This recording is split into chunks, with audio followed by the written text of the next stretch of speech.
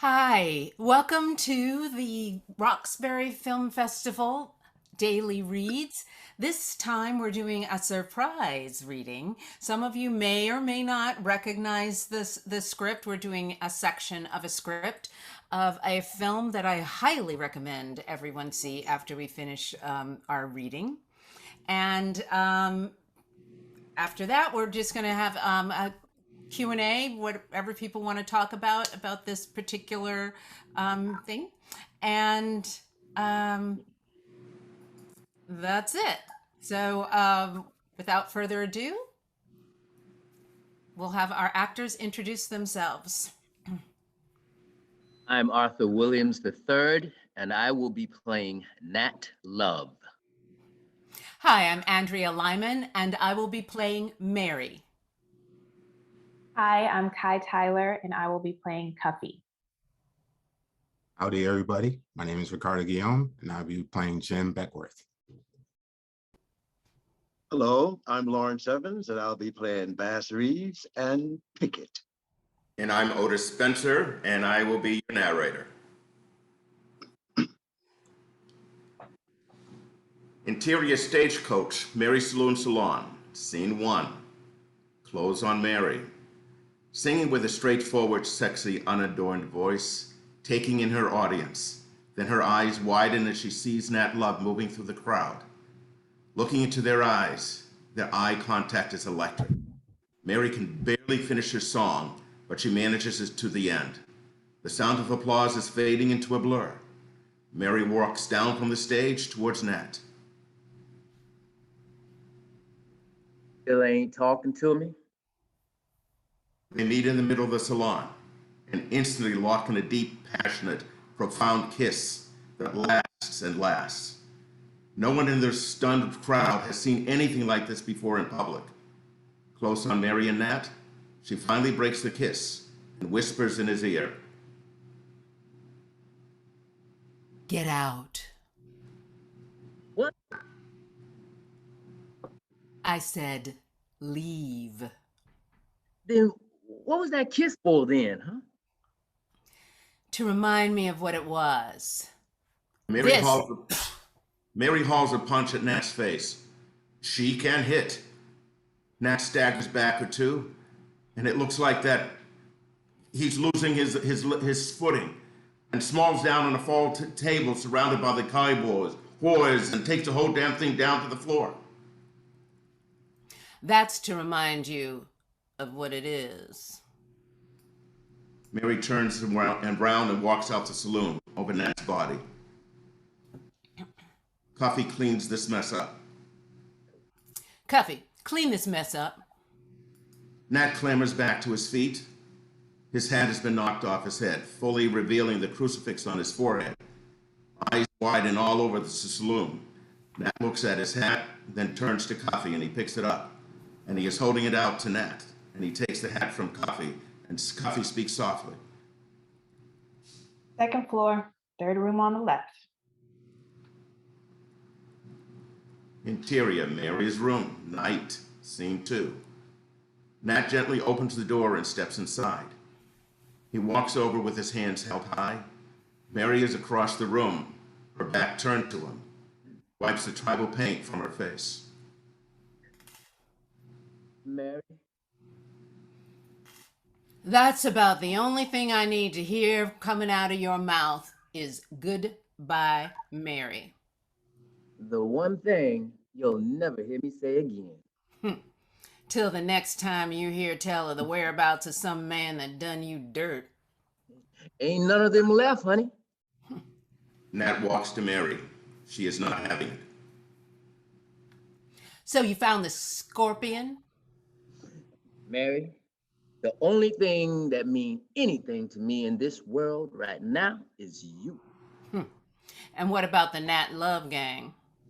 Ain't much of a gang since you left, honey.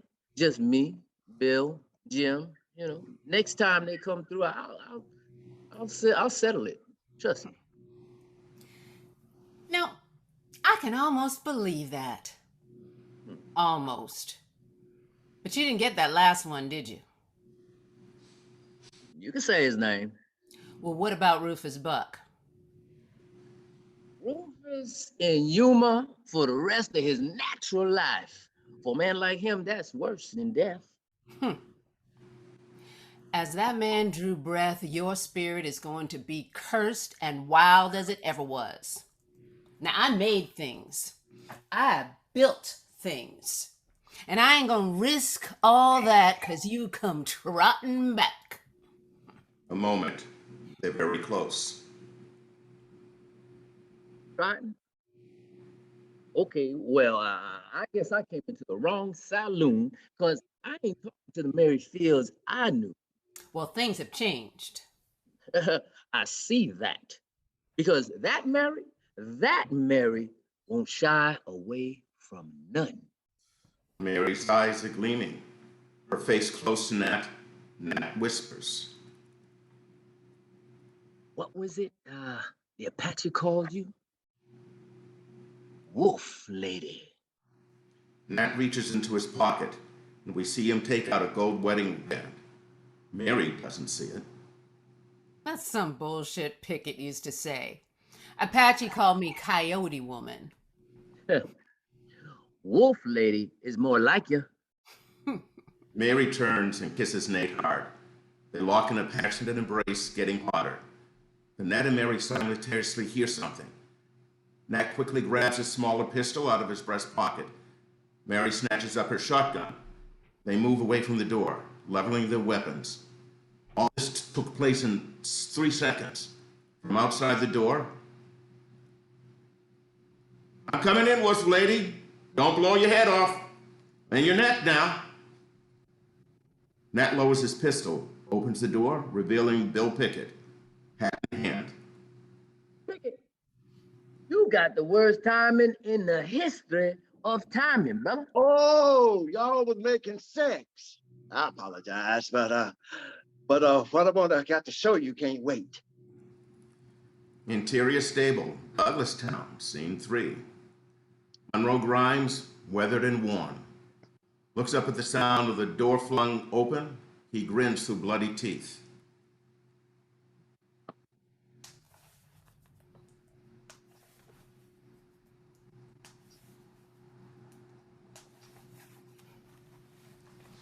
Well, well, well, if it ain't debonair dipshit himself. Nat strides backward, drawing his pistol and pressing it hard against Monroe's forehead. Whoa, easy. Let listen to what the man has to say. So he can tell me the same story he's been telling you? What the fuck would I lie? Rufus Buck is behind bars for the rest of his life. He getting out? How? Nat pulls the hammer of his pistol back. Damned if I know. I just know it's so. All the gang's getting to ride with him again. Have to take, what's this? You fools took his money? Nat knocks Monroe down. You think Rufus Buck was gonna let you keep half that money and you calling me a fool? I guess I am. On your feet. Monroe stops laughing. Now get on out of here now. Leave, I said. Monroe can't believe it. He looks around at the rest of Nat Love gang, who might be just as surprised as he is. Didn't I say leave? Monroe rises to his feet and quickly runs out to the back to the stable. Nat puts his gun back in his holster. No, what you doing? No, we could have killed last of the Crimson Hoods right there. It's called the Crimson Hood Gang. You think that's the last one? Takes a few steps towards the stable doors. Then he stops right in front of Mary, but she does not make eye contact with him. Still a moment. The Nat continues on and exits the stable, leaving the other threes behind. I would have bet my last 6 shooter he's about to kill that boy. If that man telling the truth, Nat just did him a whole lot worse. Exterior, watering hole, daytime, scene 4. U.S. Deputy Marshal Batch Reeves' wagon approaches across the prairie. Reeves sitting on the buckboard. His horses to a stop at the watering hole. Back to the wagon, Batch Reeves opens the door, revealing Nat still chained. No, you could have taken these things off a while back now. Yep. Nat steps off the wagon. Reeves reaches around and locks the cuffs of Nat's wrists. Reeves smiles dismissively, walks to the side of the wagon, and pulls out a shovel. Tell me something. How you know Rufus will be in Redwood? He's taking the money from the Crimson Hoods. That's where he'll be. And now you're teaming up with the marshal to bring him in. I ain't not bringing him in. I'm bringing him down. And we ain't teaming up, old man. Your life's expendable, Marshal. My games ain't shit. Since we out here, I ought to tell you, I was fixing to kill you. You know, when you and your boys, your fellas, done brought Rufus in. Yeah, a lot of men be fixing, son. They always seem to die before they get the job done. And for the record, I took Rufus in alone. He hands Nate a rifle. There's a rustle nearby. Both men snap around, raising the rifles. Reeves pulling out his pistol, standing back to back. Then several mounted figures emerges from the trees around the watering hole, revealing themselves to be Stagecoach Mary, Bill Pickett, Jim Beckworth, and Cuffy. Reeves shoots Nat a suspicious look, but Nat is truly surprised.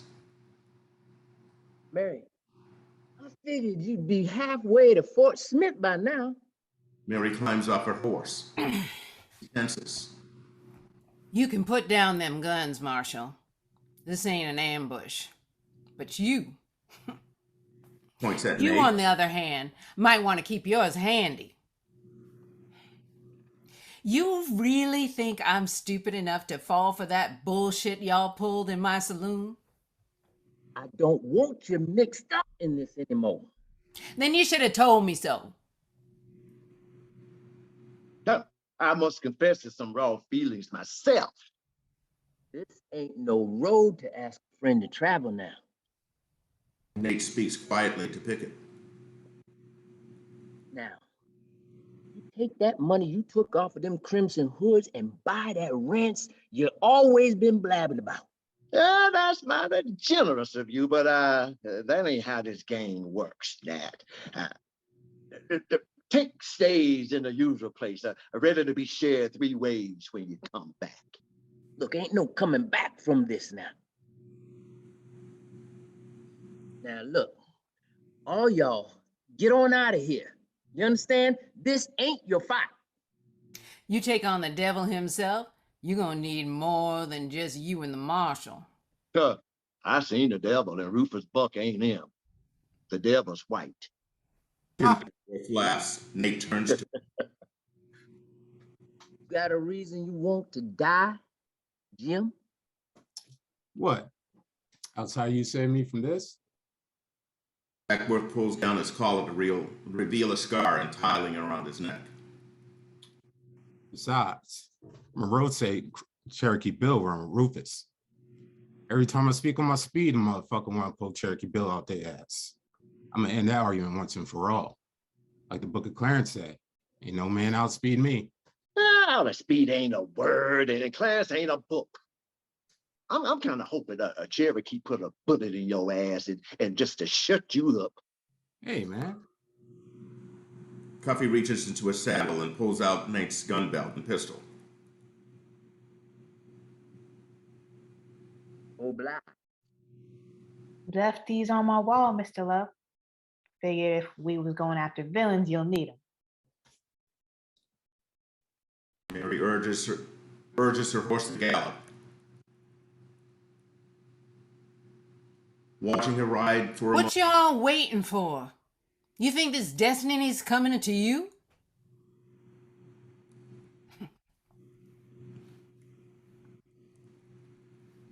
Exterior.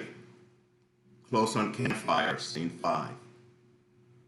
Flames filling the screen. Wrapped to a shining gun spinning, then being placed back in the holster. Wider shows. The gang gathered around the campfire.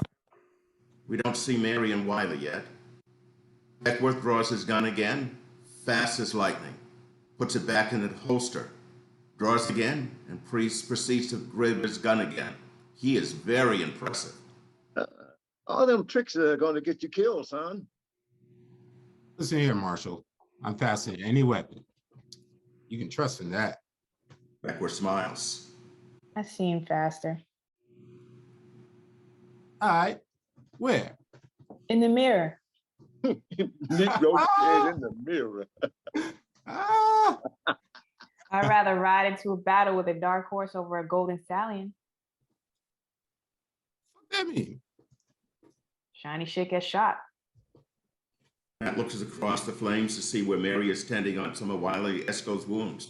Short distance away, clearly unhappy what she's doing, she looks up and makes eye contact with Nate. And what you think about that, lawman? And I think you all going to die. Mary breaks her defiant contact with Nate, then leaves. Wiley and walks up away from the camp into the shadow of the trees. Exterior. Edge of the forest, sunset, scene 6.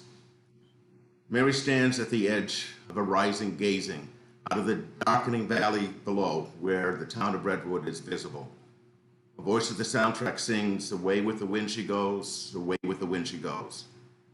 Matt walks up behind Mary and, singing softly,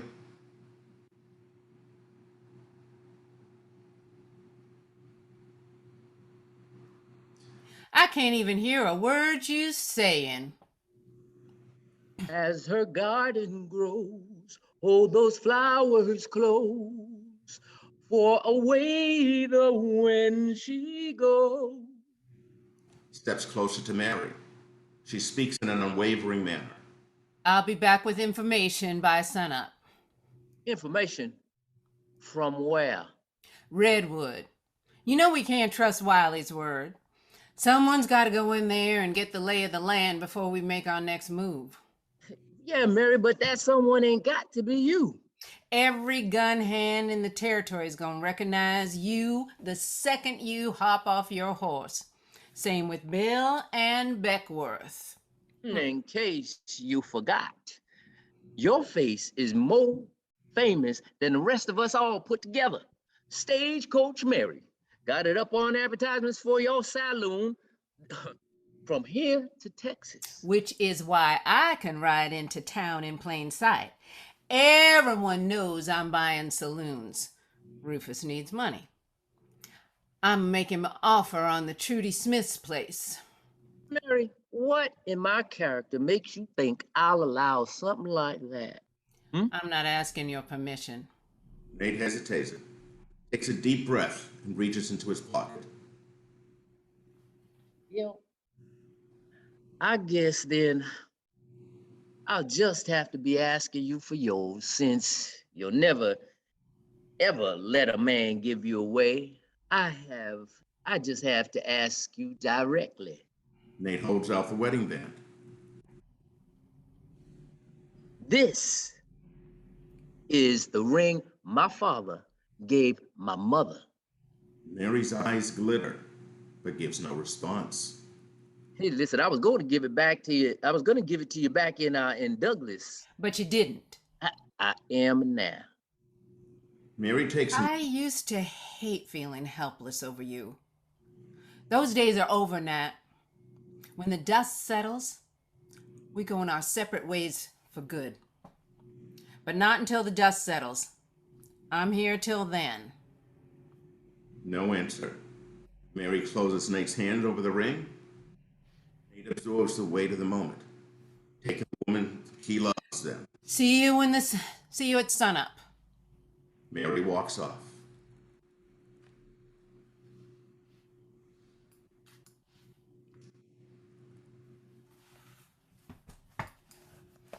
Okay, that's the end. All the actors can come back. Back on. Okay.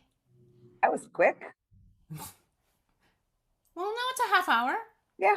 Yeah. So, do we have any questions from the audience or comments from the actors? Let's see. For some reason, chat. Yeah.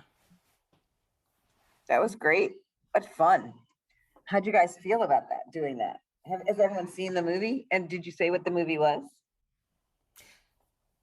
Yeah, there was a part where it said The Harder They Fall, but somehow that got missed. But yeah, it is The Harder They Fall, which you can see on Netflix. And little known fact, or maybe well-known fact, there is a short film version of it that you can get on YouTube, because the writer director really he was working on this for, I don't know, I think something like 15 years, a whole lot of years. And so he did this shorter version with Michael K. Williams and I forget. I just forget, but it was a whole. You'd think I'd know ahead of time, but I don't. But anyway, there were a lot of people in the full version of it, and in the short version, and then they did the full version. And I think Netflix did not do all they could to publicize it. They did somewhat, but not as much as I would have liked. So anybody that didn't see it, go see it. Any of the actors have any? Oh, well, actually, Arthur, tell about your experience with Nat Love. Oh, and let me say, when I'm casting things, people never know, but sometimes an off comment will get you cast, because this has happened more than once where somebody has just made a little comment that they think is nothing, and it's like, oh, I've always wanted to play this part, or oh, I really like this. And that happened when we did the Black Panther. Somebody said, oh, I love Shuri, and that's how they got it. Somebody else said, oh, I thought I'd take a risk playing this kind of a character, and it's like, yep, so I'm gonna reward that. Nice. Yeah, my story is kind of funny. Where I first heard about Nat Love in the first grade, when I was in Underwood Elementary School, where Andrea's mom was my first grade teacher. And she introduced me to a lot of Black history, which wasn't given in that particular school, given its location. But at the same time, I've never heard anything about Nat Love, coming up as a kid, even. I mean, as an adult, coming up as an adult, I never heard anything about Nat Love. And then here at the library, they did a lecture on Stagecoach Mary. And I was like, I had never heard about Stagecoach Mary. I had never heard about KHAI Williams, who was like the Joan of Arc of our culture, because she was a Buffalo Soldier and a female, and no one never knew it. They never knew she was a female until after she had been honorably discharged from the service. But all that to say is that a lot of this Black history I had, it was just escaped me as a child. So now, in talking with Andrea, and she asked me to audition, and what did she ask me to audition for? Was Nat Love. I'm like, you're kidding me. This Nat Love character he's been, searching for me since I've been a child. So anyway, it's been an honor. Thank you very much, Andrea. And Thank you. Lisa, thank you very much for having me once again in the Roxbury International Film Festival. But it is and was an honor today to portray Nat Love. And I would love to do this on a bigger scale. I mean, really get into the character and give it some spirit versus just to read, because it's a little different. But thank you again. This was great. I enjoyed it. What we plan to do with the daily reads, we planned it all along. We just didn't do it. But we plan to have a regular thing of daily reads of reading the scripts that writers are working on, and maybe make it like a bi-monthly, every other month or something like that, where we'll have a whole table read of a script, because we've just been doing parts of it for the daily read, and maybe sometimes it'll be just for the writer, and sometimes it'll be open like this where we're having audience feedback and all of that. But that's what we eventually want to do, like kind of workshop various things for the writers, and it helps the actors also to have kind of like a whole Black acting ensemble, because casting directors are forever saying, oh, I can't find any Black actors, or one came from New York and said, oh, there's no Black actors in Boston. I say, yes there are, yes there are. It's like, so this is so that they have a list, and they can say, oh yes, here's a whole list to choose from. It's not like just 4 Black actors, there's a ton of us, and they'll be able to see. Anyone else? Any? Otis, look like you wanted to say something. Only thing that I learned recently, and I don't know how many people know, that Bass Reeves is the original Lone Ranger. Right. Yes. Oh, Yes. That's right. Yeah, I did. Yeah. Yes. Yes. Absolutely. Yeah, and if anybody didn't know, the Harder They Fall, all of the characters are based on real people, but they didn't necessarily know each other, and they weren't necessarily in the same area or time period, but they are all real people. And then all of the shop names and names on those are modern day real people. Like there's a train that goes by, C.A. Bozeman, after Chadwick Boseman. There's a storefront that's Carter and Carter, after Jay-Z and Beyonce. And and then there's all kinds of, all the names mean something in the movie. So just a little, this is one of those movies where you can do a lot of those Easter egg things. Anyone else, any comments? I love, I think Jim Beckworth, Ricardo wins on best Western background. Yeah, totally.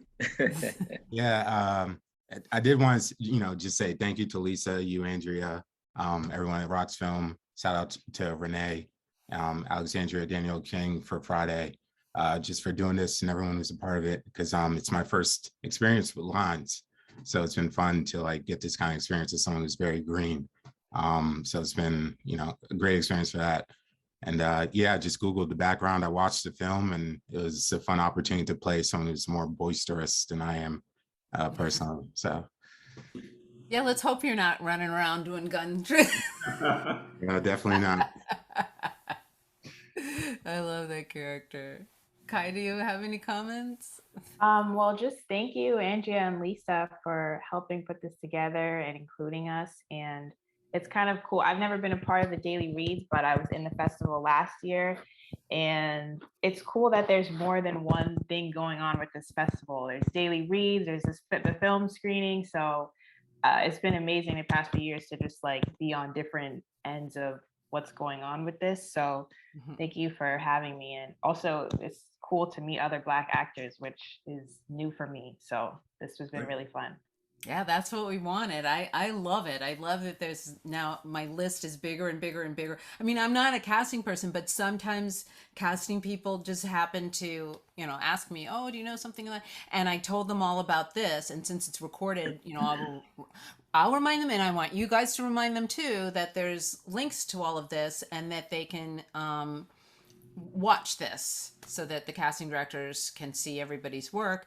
And today they have screenings at Hibernian Hall at 4 to 6, and then 7 to 9, which if you can be in 2 places at once, for the 7 to 9 at Hibernian Hall, and then 8 o'clock is Love Jones at the Museum of Fine Arts. They're going to have an outdoor screening, and I hope Lisa's on, because Lisa will know who's coming, because I think it's a sports person, so I never know his name. Oh, Dart Adams.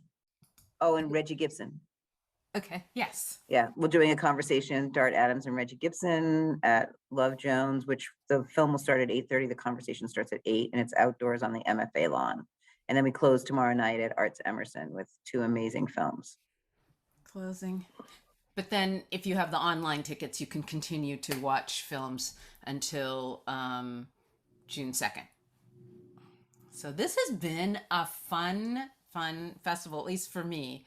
Last year, I was working, so I couldn't participate in the daily I was casting them and everything, but I couldn't, not a single day was I available. But this year, I don't know, as luck would have it, I'm not working. All of the films and stuff like that got postponed to July and August. So I'm available. Hopefully I'm not going to be available for long, you know, because I do like to make some money and work. So yeah, and there are a lot of films that are coming in. And if people want to make their own films, I'm just going to say this because I am SAG-AFTRA. I'm the New England local president of SAG-AFTRA.